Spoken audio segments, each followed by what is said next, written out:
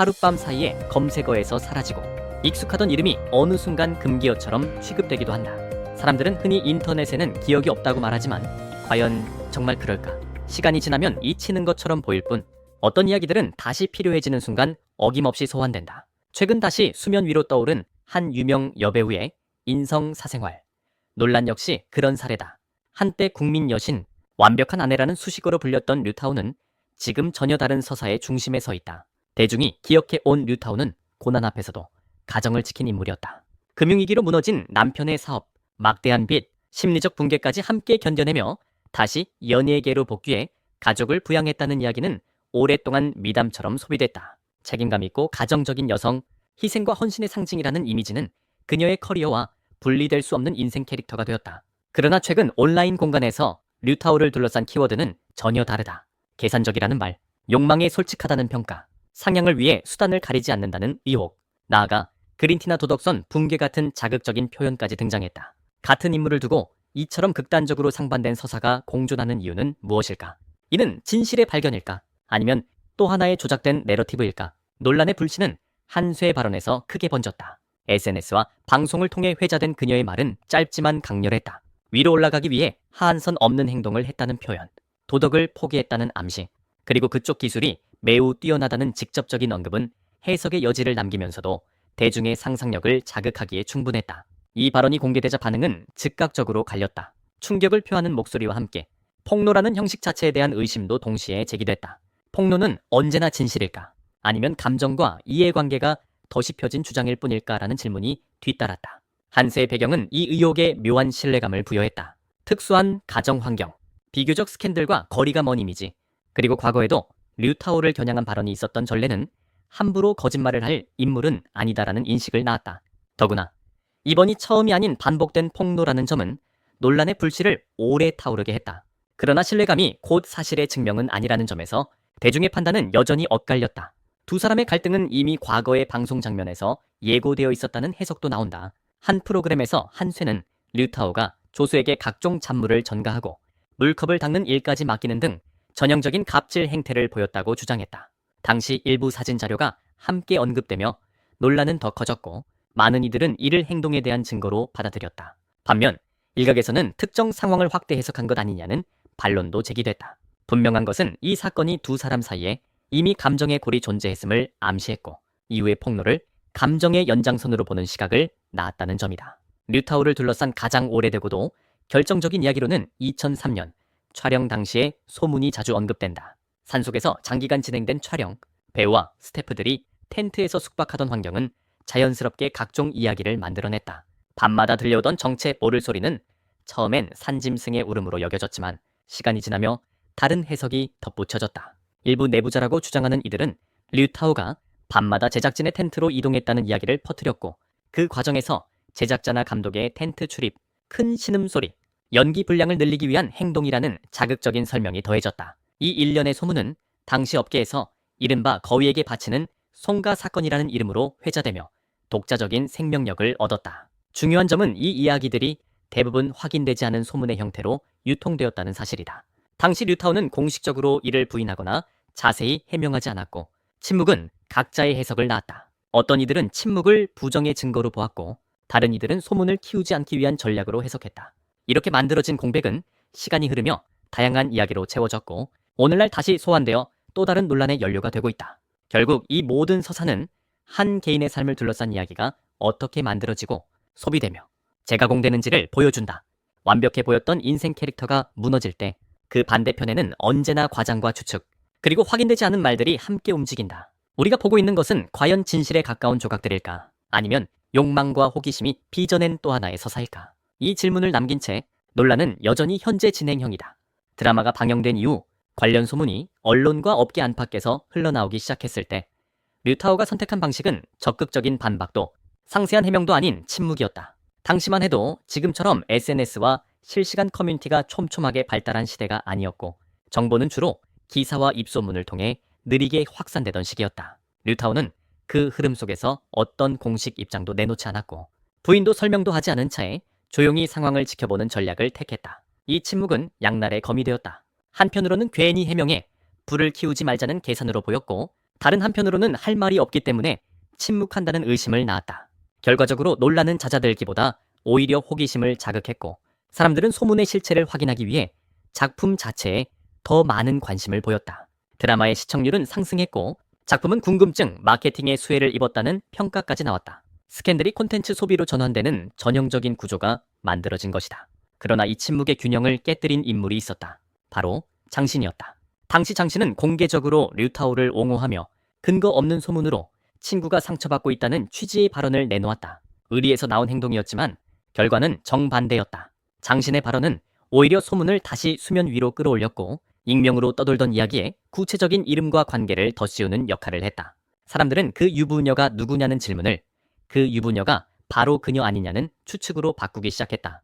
여기에 배우 호군의 아내가 촬영 현장을 자주 찾았다는 이야기가 더해지며 의혹은 개인의 상상에서 관계자들의 반응이라는 형태로 포장되었다.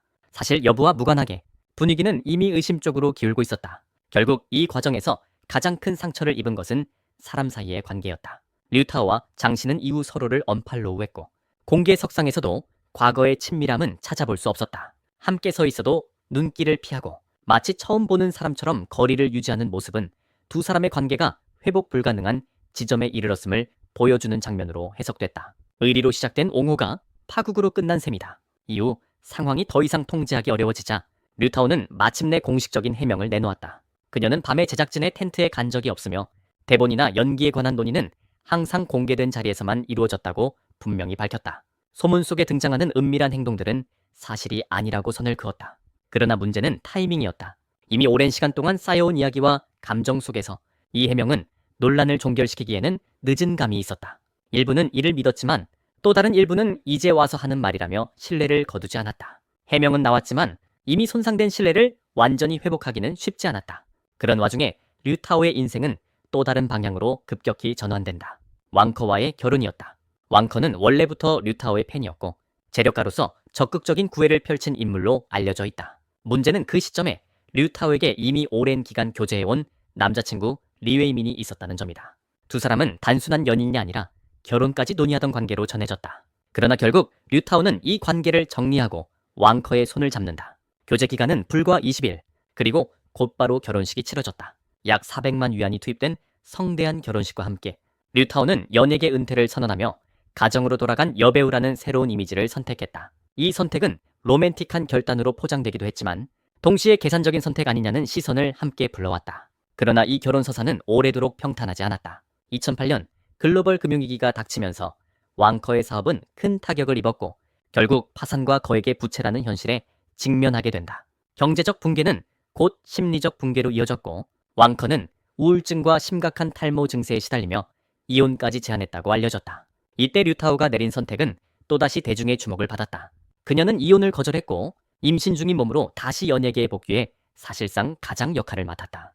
가정을 책임지는 아내, 무너진 남편을 지키는 배우라는 서사는 이 시기에 완성되었다. 시어머니가 눈물을 흘리며 고마움을 전했다는 일화, 출산 이후 왕커의 상태가 점차 회복되었다는 이야기까지 더해지며 류타오는 헌신적 아내의 상징으로 다시 자리매김했다. 이처럼 침묵과 해명, 파국과 결혼, 위기와 헌신이 이어진 서사는 한 사람의 삶이 어떻게 다양한 이야기로 해석되고 소비되는지를 보여준다. 같은 선택과 사건이 누군가에게는 미담으로 또 다른 누군가에게는 의혹의 근거로 읽히는 순간 연예인의 인생은 더 이상 개인의 것이 아니라 대중의 서사가 된다. 그리고 류타오는 그 서사의 한복판에서 여전히 평가와 의심, 그리고 상반된 해석 사이에 놓여있다. 시간이 지나 한 차례 정리된 듯 보였던 논란은 오히려 더 큰 의혹들과 함께 다시 불붙기 시작했다. 이전의 이야기들이 과거의 해프닝처럼 소비되었다면 이번에 제기된 주장들은 범위와 수위면에서 훨씬 자극적이었고 그만큼 파급력도 컸다. 가장 먼저 확산된 것은 이른바 사생아 의혹이었다.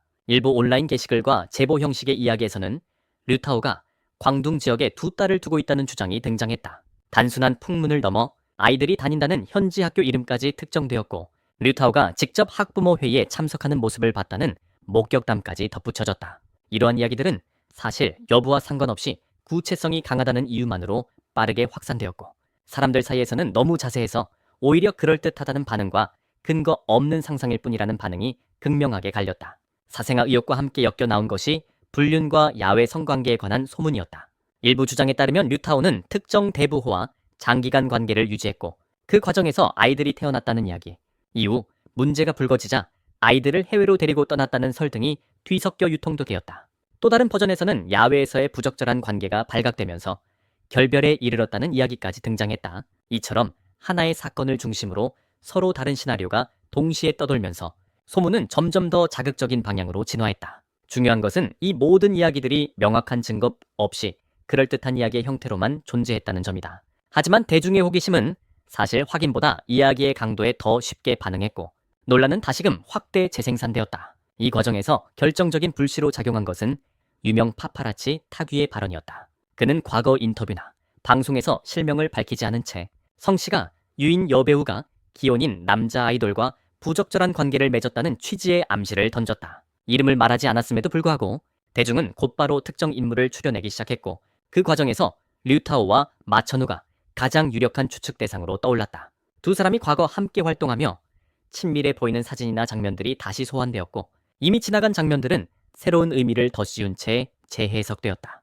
무언의 암시는 그렇게 실명 없는 폭로임에도 불구하고 오히려 더 강한 상상력을 자극하며 논란의 중심으로 확장되었다. 이처럼 의혹이 연쇄적으로 터져나왔지만 정작 당사자인 류타오와 왕커 부부는 일관되게 침묵을 유지했다. 두 사람 모두 공식적인 입장을 내놓지 않았고 소문 하나하나에 반응하지 않는 태도를 선택했다. 흥미로운 점은 논란과는 별개로 공개석상에서 보여주는 모습은 여전히 부부애를 강조하는 방향이었다는 것이다. 함께 등장하는 자리에서는 안정적이고 단단한 관계를 연출했고 최소한 겉으로 보이는 균열은 드러내지 않았다. 이 침묵은 또다시 상반된 해석을 낳았다. 어떤 이들은 사실이 아니기에 대응할 필요가 없다고 보았고 다른 이들은 해명하지 못할 이유가 있기 때문이라고 받아들였다. 침묵은 언제나 해석의 여지를 남기고 그 여지는 다시 논란의 공간이 된다. 이 모든 이야기를 이해하기 위해 많은 이들이 다시 류타오의 출발점으로 시선을 돌렸다. 그녀는 농촌 출신으로 중남 격려 사상이 뿌리 깊던 가정 환경에서 자랐다고 알려져 있다. 어린 시절부터 생계와 가사에 대한 부담을 짊어져야 했고 그 경험은 그녀의 성격과 선택에 큰 영향을 미쳤다는 해석도 뒤따른다. 이후 군 문예단에 입단하며 인생의 전환점을 맞았고 그곳에서 영위뿐 아니라 농사일, 물깃기, 돼지 돌보기 같은 고된 노동을 함께 감내했다. 이러한 환경 속에서 실력을 인정받았고 로 연예계에 발을 들인 뒤를 통해 대중적인 성공을 거두며 단숨에 스타 반열에 올랐다. 이 서사는 그녀를 강한 생존자이자 현실적인 인물로 바라보게 만드는 근거로 자주 활용된다. 결국 지금 우리가 마주하고 있는 것은 한 사람의 삶이 아니라 그 삶을 둘러싸고 만들어진 수많은 이야기들이다. 연예계에서의 폭로와 소문은 언제나 진실과 거짓이 뒤섞인 상태로 유통되고 그 경계는 명확하지 않다. 작품 속에서 소비된 캐릭터와 실제 인간은 결코 동일하지 않지만 대중은 종종 그 둘을 겹쳐놓고 판단한다. 그렇기에 스타를 신격화하는 순간 그 반대편에는 더 큰 실망과 의혹이 기다리고 있을지도 모른다. 어쩌면 이 모든 논란이 던지는 질문은 단순하다. 우리가 보고 믿어온 것은 과연 진짜였을까? 아니면 우리가 보고 싶어 했던 모습이었을까? 그리고 오래된 말처럼 사람이 모르게 하려면 애초에 하지 말라는 경고는 지금도 여전히 유효하다.